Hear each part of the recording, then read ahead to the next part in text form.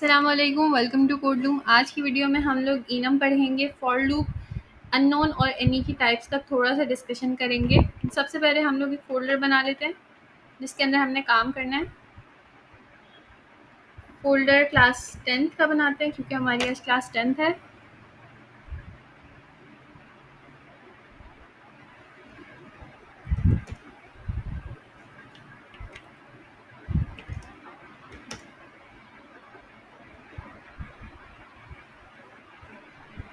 ये सारे स्टेप्स तो आप लोगों को मैं गाइड कर चुकी हूँ पहले से ही, लेकिन फिर से मैं आपको बता देती हूँ कि हम लोग जो है जब फ़ोल्डर क्रिएट कर लेते हैं तो हम यहाँ पे आते हैं, फ़ोल्डर को ओपन करते हैं, फिर इस जगह पे आकर हम लोग cmd लिखते हैं तो हमारे पास कमांड प्रॉम्प्ट खुल जाता है। फिर कमांड प्रॉम्प्ट पे जाके हम लोग लिखते हैं कोड स्पेस डॉट, तो उससे क्या होता है कि हमारी जो डायरेक्टरी है वो खुद से खुल जाती है। अब इसमें हम क्या करेंगे कि एक नई फाइल बनाएंगे ts के नाम से, main.ts, और ts कॉन्फ़िग की फाइल tsc-init से बनेगी, और उसके बाद हम लोग वॉच मोड भी लगा लेंगे।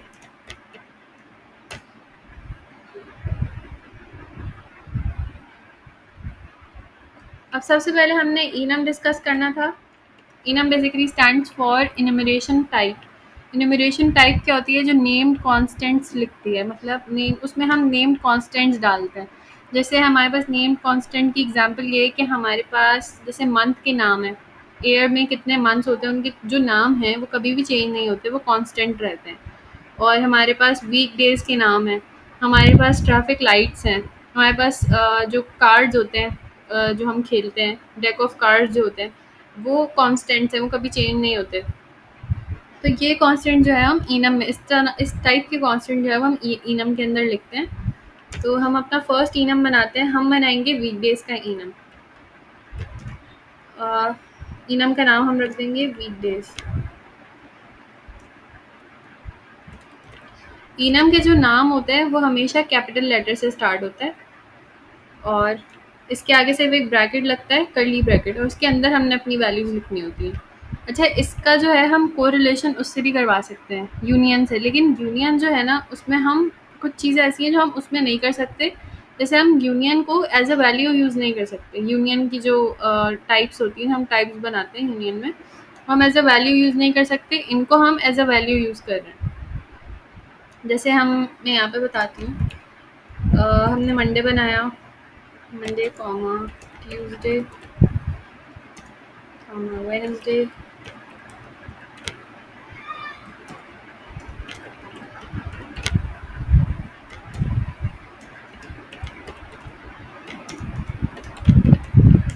Saturday, Sunday. हमारे पास ये सारे के सारे वीकडेज आ गए।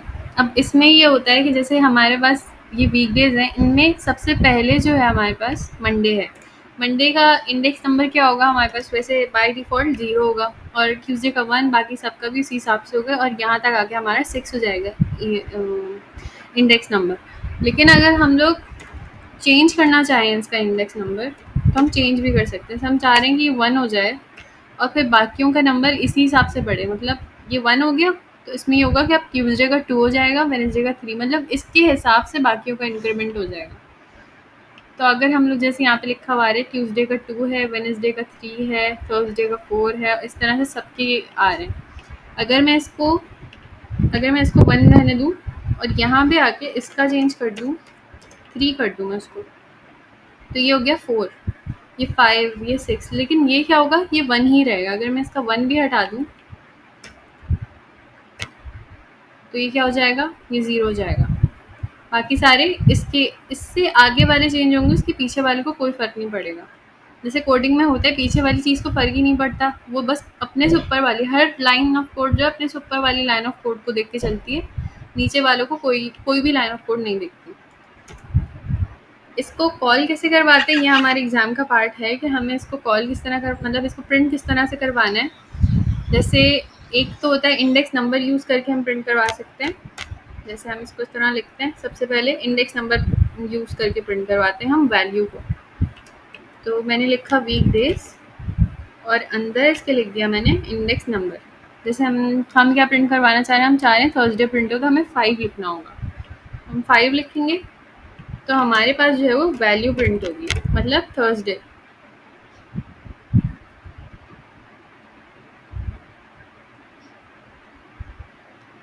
मैंने वॉच मोड पहले से लगाया है, तो मुझे TSC करने की ज़रूरत नहीं है। मैं सिर्फ नोड main.js लिखूँगी,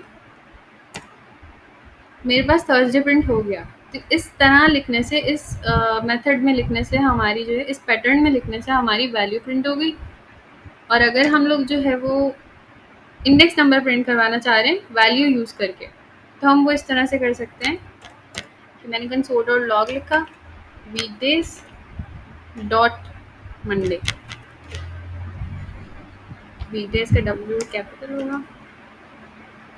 इससे हमारा इंडेक्स नंबर प्रिंट होगा। इंडेक्स नंबर मंडे का है 0, यहाँ पे हमारे पास 0 आना चाहिए, हमारे पास 0 आ गया।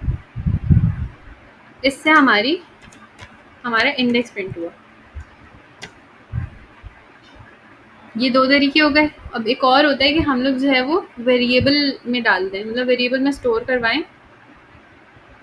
तो वेरिएबल में जब स्टोर करवाएँगे तो वो किस तरह से होगा कि हम एक वेरिएबल बनाते हैं, लेट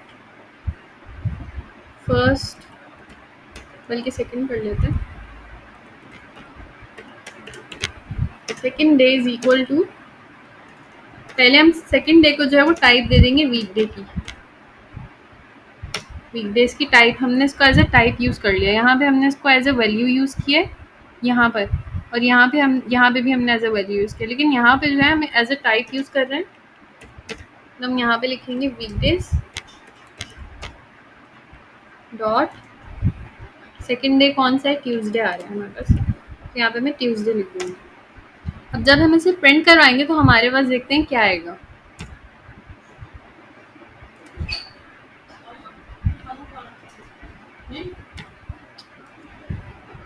तो हमारे पास 3 आएगा। और एक और तरीका होता है इसको प्रिंट करवाने का, इंडेक्स नंबर को प्रिंट करवाने का। इससे भी इंडेक्स नंबर ही प्रिंट हुआ। और एक और तरीका ये होता है कि हम दोबारा से कंसोल करेंगे और बाहर लिखेंगे वीकडेज, और स्क्वायर ब्रैकेट्स के अंदर स्ट्रिंग में हम जो है किसी भी डे का नाम लिख देंगे। जैसे मैं लिख रही हूँ यहाँ पे सैटरडे। अब आउटपुट चेक करते हैं। 7 आउटपुट आया, क्योंकि 3 ट्यूसडे, 4 वेडनेसडे, थर्सडे जो है वो 5 हो गया, फ्राइडे 6 और 7 जो है वो सैटरडे हो गया। तो हमारे पास आउटपुट जो है वो 7 आया।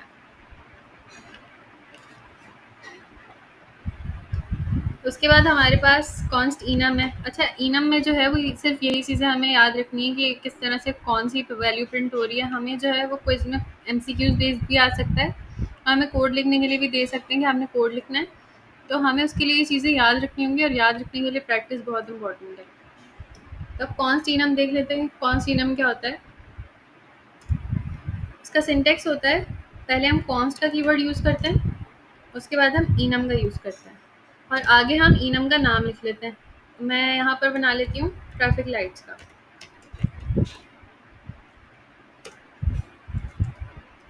मैं ट्रैफिक लाइट में रेड, येलो और ग्रीन दे दिया। अब इसमें जो है ये होता है कि हमारे पास ये बाकी सब कुछ तो सेम रहेगा, लेकिन इसमें हमारे पास जो है सिर्फ स्ट्रिंग लिटरल यूज़ करके ही हम इसको प्रिंट करवा सकते हैं। स्ट्रिंग लिटरल होता है ये वाला, इस तरह। मतलब हम इसको एज अ वैल्यू प्रिंट नहीं करवा सकते, इसको हम सिर्फ एज अ इंडेक्स प्रिंट करवा सकते हैं। तो इसको प्रिंट करवाने के लिए हम किस तरह से लिखेंगे, कंसोल और लॉग, इसका इनम का नाम ट्रैफिक लाइट्स, और उसके अंदर डॉट लगा के हम लोग कोई सी भी लाइट लिखेंगे। येलो लिख दी तो येलो का 2 आएगा आंसर। तो यहाँ पे हम इसको इस तरह से लिख लेंगे। अब आउटपुट चेक कर लेते हैं। इसमें शायद ऑटो सेव का प्रॉब्लम आ गया था, तो ये इस तरह से आंसर आएगा। 2 आ गया इसका आंसर। अब इनम्स में सिर्फ इतना ही करवाया था सर ने, और इतना ही हमें करना है। इसको प्रैक्टिकली जो हमें यूज़ नहीं करना। क्योंकि ये कोई मतलब बहुत ज़्यादा ना इसमें कॉम्प्लिकेशंस हैं, तो हम यूनियन को ही अपनी प्रैक्टिस में यूज़ करते हैं, लेकिन इसको क्विज़ के लिए जो है हमें अपनी प्रैक्टिस में रखना होगा। क्विज़ में जो है ये आ सकता है, ये सब ये वाली चीज़ें जो हैं ये बहुत इंपॉर्टेंट है। और कॉन्स्ट इनम और नॉर्मल इनम में क्या डिफरेंस है ये भी आ सकता है, इसको उसके लिए जो है हमें अपने माइंड में रखना होगा। अब हम इसको कमेंट कर देते हैं और नेक्स्ट टॉपिक जो है हम लूप्स का पढ़ते हैं। लूप कौन सा वाला लूप? सर ने फॉर लूप पढ़ाया था। तो फॉर लूप क्या होता है और किस लिए यूज़ होता है? जैसे हमारे पास एक लाइन ऑफ कोड है हेलो वर्ल्ड, और हमें उसको प्रिंट करवाना है 1000 दफ़ा। तब हम ये तो नहीं करेंगे कि 1000 दफ़ा कोड लिखें बैठ के, या तो ये हम करें कि 1000 दफ़ा कोड लिखें, या हम ये करें कि एक लूप चला दें जो ऑटोमेटिकली खुद से कोड लिखता रहे, 1000 दफ़ा लिख दे वो। तो वो कोड किस तरह से लिखा जाता है ये हम देखते हैं। सबसे पहले तो हम लोग यहाँ पर फॉर लूप का सिंटेक्स देख लेते हैं कि फॉर लूप का सिंटेक्स होता क्या है। तो मैं इसको कमेंट करके फॉर सबसे पहली चीज़ जो हम लोग करते हैं वो होती है इनिशियलाइजेशन। मतलब हम वैल्यू को इनिशियलाइज करवाते हैं, हम ये बताते हैं कि वैल्यू स्टार्ट कहाँ से होगी, उसका स्टार्टिंग पॉइंट क्या होगा, वो 0 होगा, 1 होगा या कुछ और होगा। फिर हम टर्मिनेटर यूज़ करते हैं। फिर हम उसके बाद कंडीशन बताते हैं। कंडीशन क्या होती है कि हमें वैल्यू कहाँ पर टर्मिनेट करवानी है, कहाँ पर ख़त्म करवानी है, या फिर हमें वैल्यू किसके बराबर है, किससे कम या किससे ज़्यादा चाहिए। ये हो गई कंडीशन हमारे पास। और कंडीशन जो है वो ट्रू फॉल्स होती है। अगर हमारी कंडीशन ट्रू होती रहती है तो लूप चलता रहता है, और अगर हमारी कंडीशन जहाँ आगे फॉल्स होती है लूप रुक जाता है। अगर कंडीशन शुरू में ही फॉल्स होगी तो लूप चलेगा ही नहीं। सही है, इस तरह से होता है। और अगर कंडीशन हम लोग वैसे ही ट्रू रख दें, जैसे हम लिखें 10 इज इक्वल्स टू 10, और हमें कंडीशन इनिशियलाइजेशन में 0 लिखा हुआ, तो हमारी काउंट जो है ना वो 0 से लेकर इन्फिनिटी तक चलती रहेगी। अच्छा, ये थर्ड चीज़ क्या होती है? इंक्रीमेंट और डिक्रीमेंट।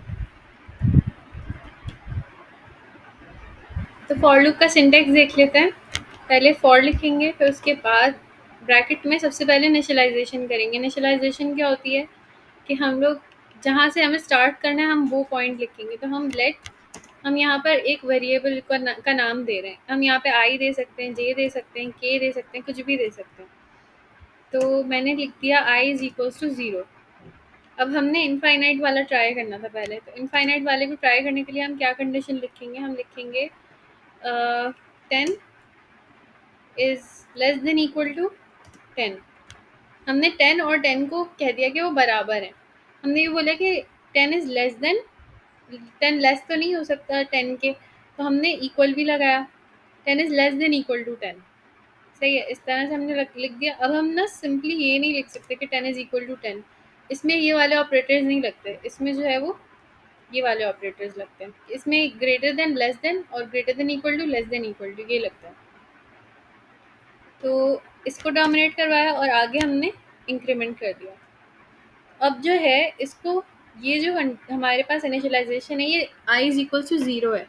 ये 1 होगी, 2 होगी, 3 होगी, और ये किस तरह होगी? पहले ये 0 रहेगा, फिर उसके बाद ये चेक करेगा कि ये कंडीशन जो है क्या है, ये कंडीशन ट्रू है, क्योंकि 10 जो है वो 10 के बराबर है और ये सही कंडीशन है, तो ये लूप चलाएगा। फिर उसके बाद ये चेक करेगा, फिर लूप चलाएगा, फिर चेक करेगा, फिर। तो ये लूप जो है इन्फिनिटी तक चलता रहेगा। इसको चला के चेक कर लेते हैं। अच्छा, मैं इसको प्रिंट करवा लूँ। इसमें हम कुछ भी प्रिंट करवा सकते हैं। अगर हम चाहें तो नंबर्स प्रिंट करवा दें इस तरह से। अगर हम चाहें तो इधर स्ट्रिंग में कुछ भी लिख दें, हेलो वर्ल्ड लिख दें या कोई नाम लिख दें, तो वो 100 दफ़ा मतलब इन्फिनिटी टाइम्स जो है वो प्रिंट हो जाएगा। यहाँ पे मैं लिखती हूँ, तो ये इनफाइनाइट नंबर्स जो हैं वो चलते रहेंगे। इसको पॉज करने के लिए कंट्रोल सी दबाएंगे तो ये पॉज हो जाएगा। अब अगर मुझे यहाँ पर कोई सेंटेंस या कोई भी वर्ड प्रिंट करवाना हो तो मैं यहाँ पर सिंपली स्ट्रिंग के अंदर लिख दूँगी हेलो वर्ल्ड। तो ये भी इनफाइनाइट प्रिंट होगा। तो इस तरह से जो है वो लूप काम करता है। अब लूप में कुछ नई चीज़ें भी होती हैं। एक तो हो गया इंक्रीमेंट। पहले मैं एक नॉर्मल लूप समझा दूँ, फिर उसके बाद हम डिक्रीमेंट देखेंगे। नॉर्मल लूप में क्या होता है कि हम let i is equals to 0 करें। अच्छा, 0 ज़रूरी नहीं है कि हम 0 ही करें, हम इसको 1 भी कर सकते हैं, हम 2 भी कर सकते हैं। हमें जिस नंबर से स्टार्ट करना है हम वही नंबर लिखेंगे। यहाँ पे आगे जाएंगे और हम एक कंडीशन देंगे कि हमें आई को कहाँ तक चलाना है। फॉर एग्जाम्पल हमें आई को चलाना है 30 तक, तो मैं यहाँ पे लिखूंगी i is less than equal to 30।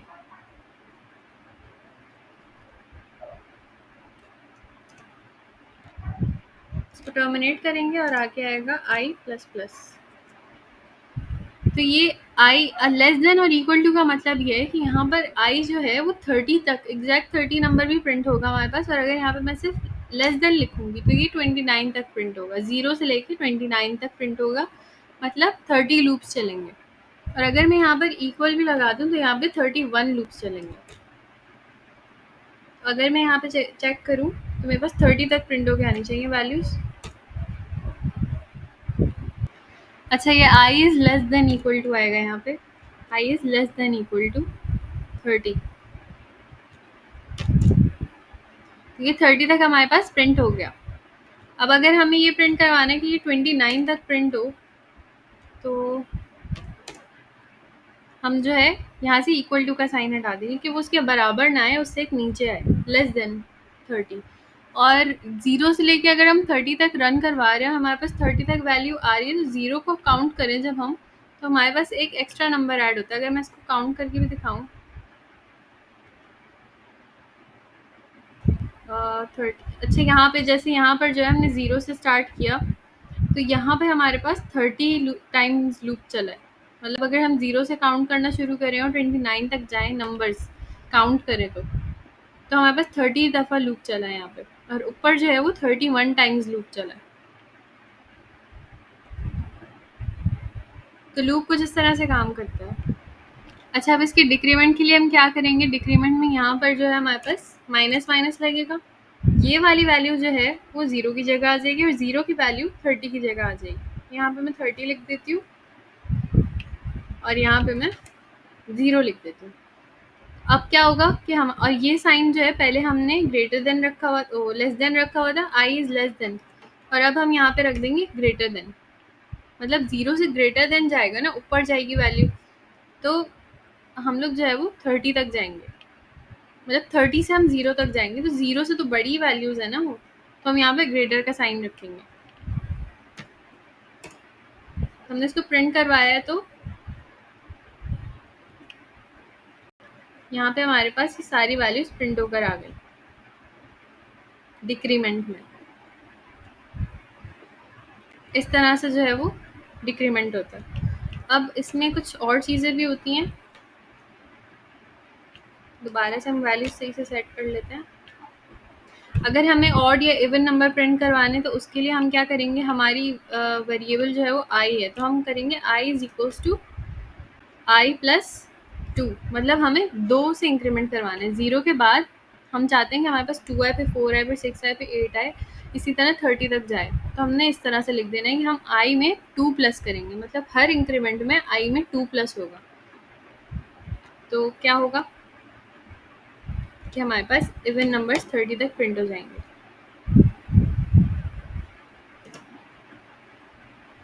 यहाँ से साइन चेंज करेंगे,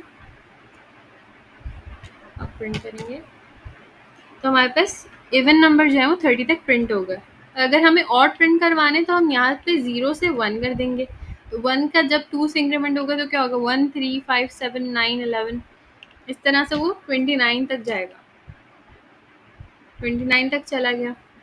इस तरह से ऑर्डर इवन होता है। और अगर हम चाहें तो हम 3 के डिफरेंस से भी कर सकते हैं मल्टीपल्स के लिए, और 4 के मल्टीपल्स के लिए भी, 5 के मल्टीपल्स के लिए भी, सबके लिए जो है हम लूप चला सकते हैं। अब लूप का हम अरे में एप्लीकेशन देख लेते हैं। एक अरे बनाते हैं और इसकी एप्लीकेशन देख लेते हैं कि क्या होती है। तो हम एक अरे बनाते हैं फ्रूट्स की। फ्रूट्स इज इक्वल टू,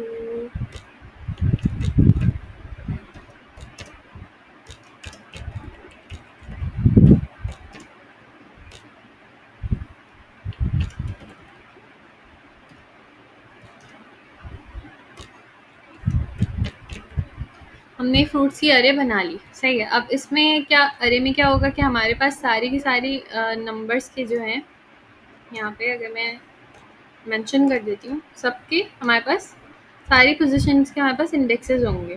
इसका 1 होगा, इसका 2 होगा, इसका 3 होगा।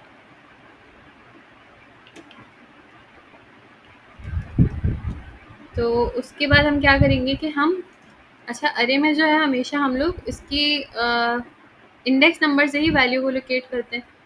तो इंडेक्स नंबर से वैल्यू को लोकेट हम लूप में किस तरह से करेंगे? लूप में इस तरह से करेंगे कि हम लोग ना एक लूप बनाएंगे, उसको हम अरे का नाम दे देंगे। जैसे मैं बना रही हूँ फ्रूट फॉर, मुझे चाहिए पूरी अरे प्रिंट हुई है, तो मैं क्या करूँगी for i is equals to sorry let i is equals to zero, मतलब ज़ीरो इंडेक्स, ज़ीरो का मतलब है ज़ीरो इंडेक्स, और मैं चाह रही हूँ कि मेरी पूरी अरे प्रिंट हो। तो मैं क्या करूँगी कि आई इज लेस देन अरे डॉट लेंथ, हम लेंथ की प्रॉपर्टी यूज़ करेंगे, सॉरी अरे का नाम लिखेंगे यहाँ पर फ्रूट्स डॉट लेंथ, डोमिनेटर लगाएंगे आई प्लस प्लस। इसके बाद यहाँ पर आके हम कंसोल में लिख देंगे कि हमारी अरे प्रिंट करवा दो। अरे को प्रिंट करवाने का सिंटेक्स ये होता है कि हम इसके अंदर आई लिख देंगे, मतलब फ्रूट्स को कॉल करवाएंगे और फ्रूट्स के अंदर हम आई लिख देंगे। आई क्या है? आई जो है वो लूप की आइट्रेशन है, मतलब हर आइट्रेशन जो है वो इस कंडीशन को देखेगी, फिर चलेगी, फिर कंडीशन देखेगी, फिर चलेगी, जब तक फ्रूट्स की लेंथ पूरी नहीं हो जाती हमारे पास फ्रूट्स प्रिंट होके आते रहेंगे। हमारे पास सारे के सारे फ्रूट्स आ गए, एप्पल से लेके लीची तक। अब यहाँ पे अगर मैं चाहूँ, मैं चाह रही हूँ कि मेरे पास पाइनएप्पल बनाना और लीची प्रिंट हो, एप्पल प्रिंट ना हो, तो मैंने यहाँ पे 1 लगा दिया कि 1 से स्टार्ट हो और 3 पे मतलब पूरी फ्रूट की लेंथ तक एंड हो। तो यहाँ पर एप्पल जो है प्रिंट नहीं होगा। तो हमारे पास पाइनएप्पल बनाना और लीची प्रिंट हुआ, वो प्रिंट नहीं हुआ। अगर हम चाह रहे हैं कि हमारे पास लीची प्रिंट ना हो और बाकी सब कुछ प्रिंट हो, तो यहाँ पे 0 करेंगे और इधर जो है हम लिख देंगे इज लेस देन 3। तो हमारे पास 3 प्रिंट नहीं होगा, बाकी सारे प्रिंट हो जाएंगे। लीची प्रिंट नहीं हुआ, बाकी तीनों प्रिंट हो गए। इस तरह से हमारी लूप जो है वो अरे लूप जो है वो अरे में काम करती है। अच्छा, इसका एक रियल वर्ल्ड एग्जांपल है, जो मैंने अरे डॉट लेंथ वाली एग्जांपल दी थी, वो यूट्यूब पे है। यूट्यूब में जो है हमारे पास वीडियोस जो है डेली बेसिस पे बहुत ज़्यादा पब्लिश होती हैं। तो उनमें क्या होता है कि उनमें एक अरे लगी हुई होती है, वो अरे जो है वो अरे डॉट लेंथ है। वो ये तो नहीं करेंगे कि हर वीडियो आएगी उसको चेक करेंगे फिर डालेंगे, हर वीडियो आएगी चेक करेंगे फिर, मतलब वो वीडियोस को साथ साथ अपलोड होती जाती हैं। तो उसमें क्या होता है कि हमारे पास अरे डॉट लेंथ का प्रॉपर्टी लगी हुई होती है कि जैसी हमारी वीडियो आए वो पब्लिश हो जाए। तो हर वीडियो जो है यूट्यूब पे, यूट्यूब के प्लेटफॉर्म पे जो एक एक वीडियो है वो एक वैल्यू है। जैसे यहाँ पे एप्पल वैल्यू है ना, वहाँ पर हमारी एक वीडियो वहाँ पर एक वैल्यू होती है इन सब की तरह। तो वो भी वैसे ही प्रिंट होती जाती हैं जैसे ही वो डलती जाती हैं। तो अगर मैं यहाँ पर कोई भी वैल्यू डाल दूँगी, यहाँ पे मैं वैल्यू चेंज कर देती हूँ। जैसे मैं यहाँ लिख रही हूँ, मैंने यहाँ पोमीग्रेनेट लिख दिया, तो अब मैं इसको प्रिंट करूँगी। अच्छा, मैं इसको अरे डॉट लेंथ कर दूँ, फ्रूट्स डॉट लेंथ, इसको मैं प्रिंट करूँगी तो मेरे पास पूरी अरे आएगी। मतलब मैं जितनी दफ़ा भी इसमें एडिशन करती रहूँ, अरे डॉट लेंथ लिखूँगी, मेरे पास पूरी की पूरी अरे प्रिंट होके आती रहेगी। ये होती है एप्लीकेशन अरे में फॉर लूप की। उसके बाद हमारे पास थी उसके बाद हमारा टॉपिक था अननोन और एनी की टाइप। इसको कमेंट कर देते हैं और आगे बढ़ते हैं। अच्छा, कोई भी इस टॉपिक से रिलेटेड कोई भी क्वेश्चन हुआ करे तो आप लोग कमेंट्स में पूछ लिया करें। मैं कोशिश करूँगी कि नेक्स्ट वीडियो जो है मैं वो रिवीजन की बना के उसमें सारे के सारे जो टॉपिक्स हैं वो कंपाइल करके समझा दूँ, जो जो आप लोगों को कन्फ्यूजन या क्वेरीज हैं वो क्लियर कर दूँ। ये सारे के सारे टॉपिक्स जो हैं वो क्लास के ही होते हैं, जो क्लास में सर ने पढ़ाया हुआ होता है वो एग्जैक्टली मैं यहाँ पे आके डिलीवर कर देती हूँ, ताकि आप लोगों को क्लास की ही चीज़ें समझ आए। अच्छा, यहाँ पे सर ने ऊपर जो मैंने करवाया इनम, इसमें सर ने जो है वो ट्रैफिक लाइट्स की एग्जांपल दी थी, तो ट्रैफिक लाइट्स की मैंने यहाँ नीचे दे दी थी ताकि कोई मिस ना हो। वहाँ पे मैंने बड़ी एग्जांपल इसलिए दी ताकि ज़रा अच्छे से समझ आई ये इंडेक्स नंबर वाली चीज़। तो हम लोग आगे बढ़ते हैं एनी और अननोन पे। सबसे पहले एनी पढ़ते हैं।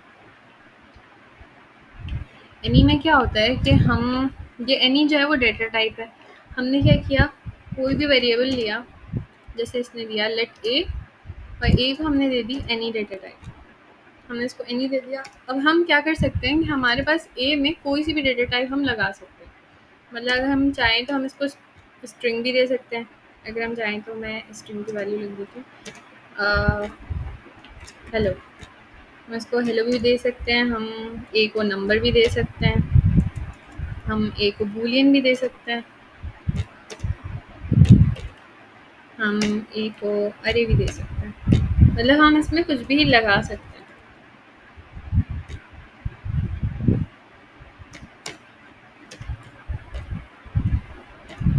एनी का मतलब है कोई सी भी टाइप, मतलब हमारी चॉइस है, हमें ऑप्शन दिया जा रहा है।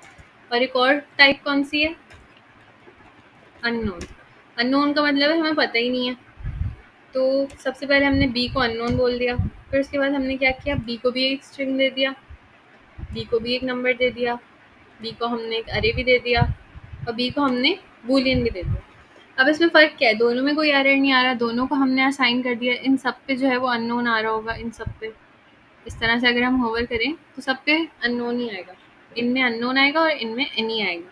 लेकिन अब इनमें डिफरेंस क्या है, डिफरेंस ये होगा कि अगर हम इसको कहीं पे असाइन करें, जैसे मैं ये चाह रही हूँ कि मैं ना डॉट अपर केस वाली प्रॉपर्टी लगाऊँ, तो डॉट अपर केस का फंक्शन लगाऊँ इन दोनों पे। तो अगर मैं यहाँ पर ए डॉट टू अपर केस करूँगी तो ये एक्सेप्ट कर लेगा, टाइप स्क्रिप्ट जो है इसको एक्सेप्ट कर लेगा। लेकिन अगर मैं B dot to upper case करूँगी तो ये मुझे एरर देगा। यहाँ पे ये एरर दे रहा है, B is of type unknown. मतलब अगर हमें टाइप पता ही नहीं है तो हम उसको कोई भी फंक्शन जो है वो नहीं दे सकते। दूसरी चीज़ ये होती है, दूसरी चीज़ ये होती है कि अच्छा, इसने ए को एनी को क्यों एक्सेप्ट किया, इसलिए किया क्योंकि हमारे पास चॉइस होती है। क्योंकि ये इसमें एनी का मतलब है कि हमारे पास हमें चॉइस हमें मिली हुई है कि इसमें ये स्ट्रिंग हो सकता है, स्ट्रिंग भी होगा। अगर सारे के सारे डेटा टाइप्स अलाउड हैं तो स्ट्रिंग भी होगा। लेकिन बी का मतलब ये है कि हमें पता ही नहीं है, अननोन है, तो हम लोग खुद से नहीं कर सकते। अब इसमें ये होगा कि नेक्स्ट में ये है कि अगर हम लोग जो है वो रिजल्ट ए, मतलब मैं ए का रिजल्ट जो है यहाँ पे लिखूंगी और मैं इसकी डेटा टाइप कर रही हूँ स्ट्रिंग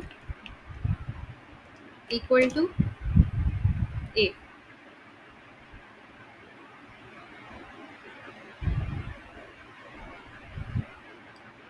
सॉरी, यहाँ पे मैंने लेट नहीं लगाया, let string let result A और स्ट्रिंग, मैंने इसको इस तरह से लिख दिया।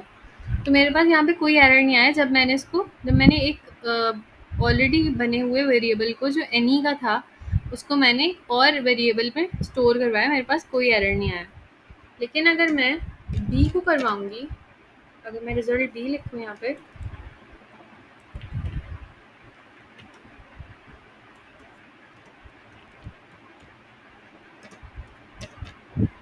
बी मेरे पास एरर देगा क्योंकि वो अननोन है। टाइप स्क्रिप्ट बोलेगा कि भाई हमें तो इसकी टाइप ही नहीं पता, तो आप इसको स्ट्रिंग कैसे बना सकते हो। तो इसको स्ट्रिंग हम लोग नहीं बना सकते, इस तरह से तो नहीं बना सकते, तो वो हमें एरर देगा।